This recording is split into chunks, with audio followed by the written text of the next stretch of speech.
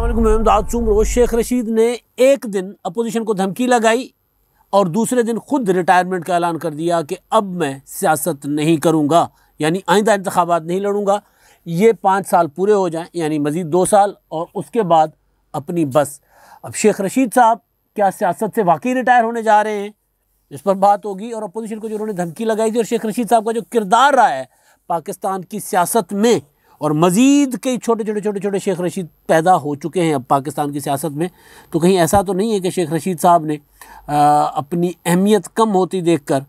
वो जहाँ से कहते हैं ना कि मैं जहाँ से आया हूँ गेट नंबर 4, या शहबाज शरीफ साहब की पार्टी, मेरी और शहबाज शरीफ साहब की पार्टी एक है। नवाज शरीफ गेट नंबर 4 की पैदावार हैं, शहबाज शरीफ साहब उधर की पैदावार हैं, मैं भी वहाँ आता जाता रहता हूँ। शेख रशीद साहब से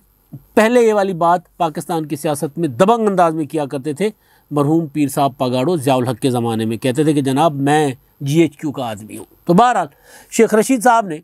परसों एक प्रेस कॉन्फ्रेंस की थी। उस प्रेस कॉन्फ्रेंस में उन्होंने कहा था कि जो 2 साल हैं,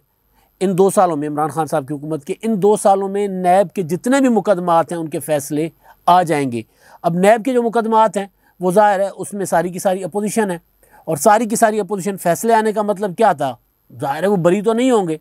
तो शेख रशीद साहब ने एक धमकी दी थी, और वो जो इमरान खान साहब का 10 साला मनसूबा है, इमरान खान साहब की हुकूमत का प्रोजेक्ट इमरान खान साहब हम जिसको कहते हैं, उसके लिए कहा यह जाता है कि उसके लिए कोशिशें की जा रही हैं कि इमरान खान साहब को आइंदा 5 साल भी दिए जाएँ, 2023 तक। तो अब इमरान खान साहब को सत्ता खेरा, कोई मसला ही नहीं है। शहबाज शरीफ कह चुके, मरीम नवाज साहबा कह चुकी, बिलावल भुट्टो जरदारी साहब चीखते चीखते रह गए, थक गए, हाँप गए कि इनके ख़िलाफ़ तहरीक अदम एतमाद के अलावा कोई चारा नहीं। और तहरीक अदम एतमाद यानी इनको इमरान खान की हुकूमत को हटाने के लिए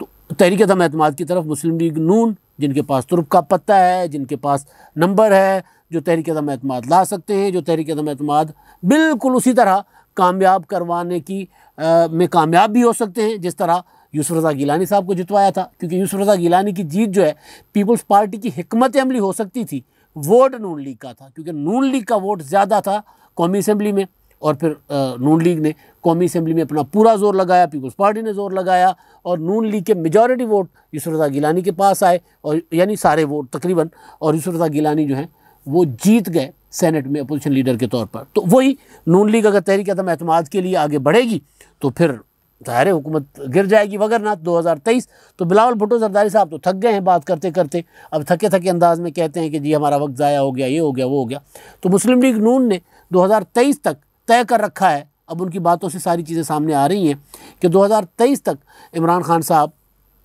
रहेंगे, और उसके बाद 2023 के इंतखाबात साफ़ शफाफ हों, हमें साफ़ शफाफ इंतखाबात दिए जाएँ, यानी 2023 के बाद हमें मौका दिया जाए। लेकिन शेख रशीद साहब जो बातें कर रहे हैं, या जो ओरिजिनल प्लान था, वो ओरिजिनल प्लान तो वही था। ब्रीफिंग्स हुई थी कि जनाब इमरान खान साहब को 10 साल ले आएंगे, और ये जो सियासी लॉट है, जिस तरह अयूब खान ने सारे के सारे फारिग कर दिए थे सियासतदान और नई सियासी पोद लेकर आए थे, बिल्कुल इसी तरह जो पुरानी सियासी जमातें हैं, ट्रेडिशनल सियासतदान, ये पीपल्स पार्टी, ये मुस्लिम लीग नून, ये JUI, ये जमात इस्लामी, इन सबको फारिग कर दो और नई सियासी पोद लेकर आओ।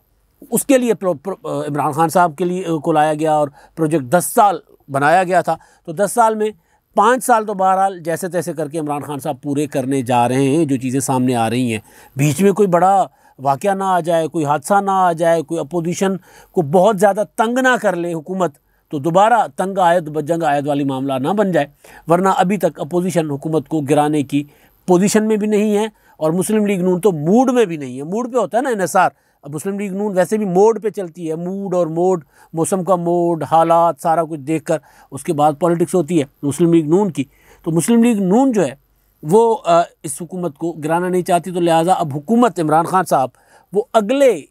5 सालों पर नज़र रखे हुए हैं। तो उसके लिए शेख रशीद साहब ने कहा था कि जनाब ये जो 2 साल हैं बाकी, इन 2 सालों में ये सारे के सारे मुकदमात का फ़ैसला आएगा। यानी मुकदमात का अगर फ़ैसला आता है तो आप सोचें, मैंने पहले भी गुजारिश की थी कि आसिफ जरदारी, शहबाज शरीफ, ख्वाजा आसिफ, खुर्शीद शाह, एहसन इकबाल, मरीम नवाज़, नवाज़ शरीफ साहब के पास ऊपर भी मुकदमात चल रहे हैं, राना सनाउल्लाह उनके ऊपर नया मुकदमा बन रहा है, और मतलब नाम ले लेना, पीपल्स पार्टी और मुस्लिम लीग नून की सारी लीडरशिप का नाम ले लें, सब के सब, वो जो पहली बैचेस पर, दूसरी तीसरी बैचेस पर, या जो काबीना के अरकान बन सकते हैं, जो पोटेंशियल कैंडिडेट हैं वफाकी वज़ीर बनने के, यहाँ तक कि वज़ीर आज़म के बनने के उम्मीदवार, इवन बिलावल भुट्टो ज़रदारी साहब के ऊपर भी तहकीकात वगैरह चल रही हैं। तो वो सारी की सारी जो है वो लीडरशिप पर मुकदमात हैं। अगर सारे फैसले आ जाते हैं तो शेख रशीद साहब ये बात उनको बरियत के लिए तो नहीं कर रहे, वो तो कर रहे थे उनको उनके लिए, उनको धमकी के अंदाज में। एक दिन ये बात कर दी कि जनाब मुकदमात का फ़ैसला होगा, नैब के मुकदमात का। अगले दिन शेख साहब ने कहा कि अब मैं थक गया हूँ, अब मैं रिटायर कर लूँगा, अगर मुझे किसी ने तंग ना किया, जिस तरह 2013 में नवाज़ शरीफ ने मुझे तंग किया था, वरना मैंने सियासत नहीं करनी थी। नवाज़ शरीफ ने कहा था कि जी ये तो अपना हल्का भी नहीं जीत सकेगा, ये नहीं कर सकेगा, लिहाजा मैंने फिर चैलेंज कबूल करके मैंने नवाज़ शरीफ को दिखाना था कि जी मैं लड़ सकता हूँ इंतखाबात, तो फिर मैंने इंतखाबात लड़े और मैंने नवाज़ शरीफ को दिखा दिया। तो वो बात तो ठीक है। शेख रशीद साहब, वैसे एक वक्त ये भी था कि शेख रशीद साहब ने रायविंड के चक्कर लगाने की कोशिश की थी, नवाज़ शरीफ साहब ने सबको माफ़ कर दिया था। वहाँ पे मुस्लिम लीग कायदे आज़म में जितने लोग गए थे, उससे पहले हम नवाज़ शरीफ साहब से जब 2007 में वो वापस आए थे तो हमारा तकरीबन रोज़ाना की बुनियाद पर मीडिया का इंटरेक्शन उनके साथ होता था, वरना हफ्ते में 2-3 बार तो पक्का होता था।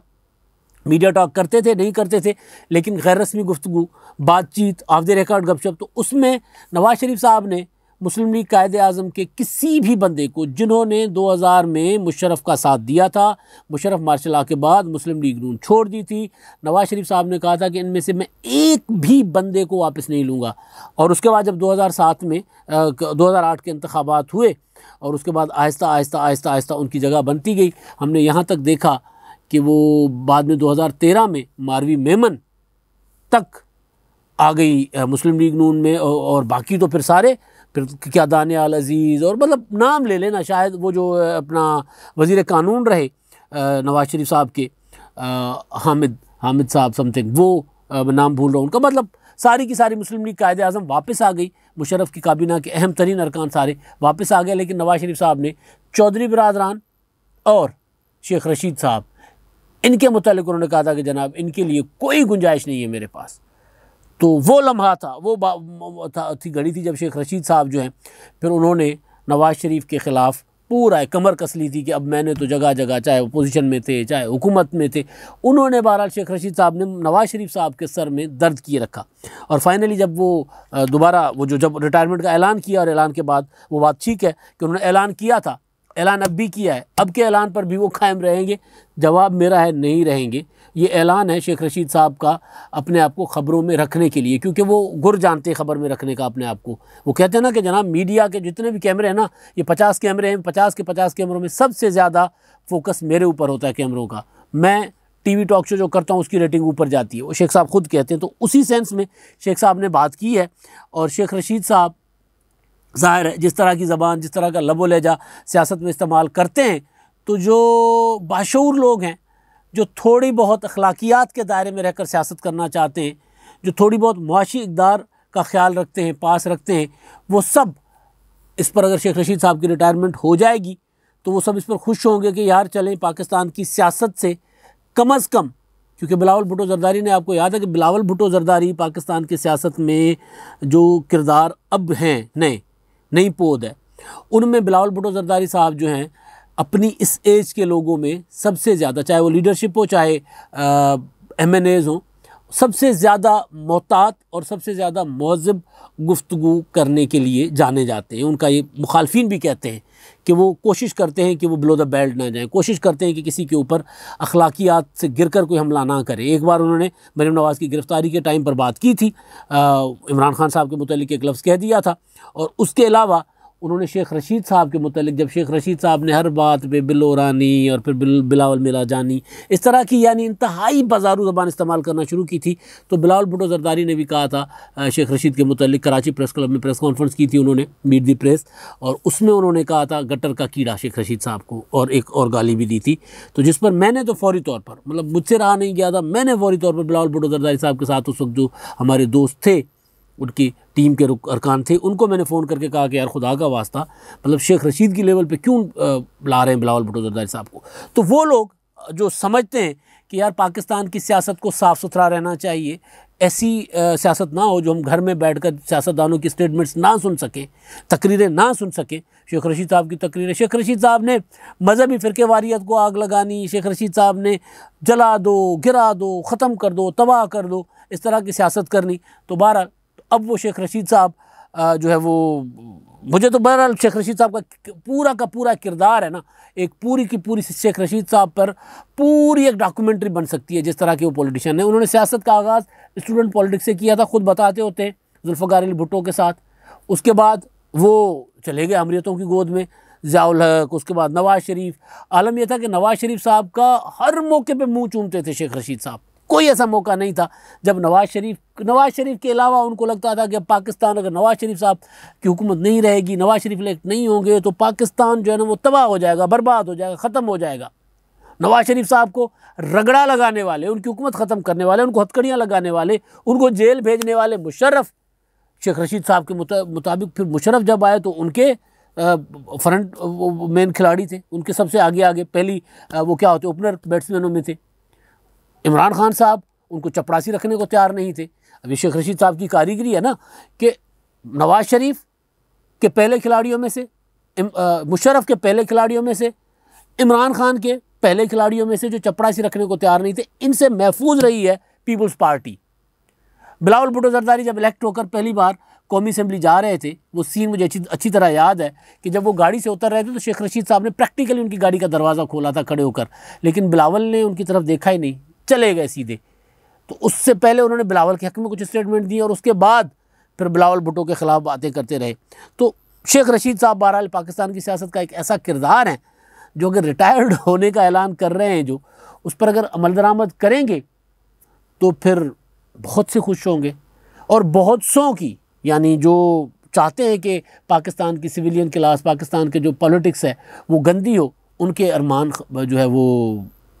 ताहरे वो अधूरे रह जाएंगे कि कौन बोलेगा। लेकिन बोलने वाले उन्होंने तैयार कर लिए हुए हैं। शाहज़ाद हसन चौहान साहब हैं, शहबाज गिल साहब हैं, बहुत से हैं, अब पूरी की पूरी लॉट है, यानी शेख रशीद साहब टाइप मटीरियल और भी बहुत हैं। तो मुमकिन है शेख साहब ने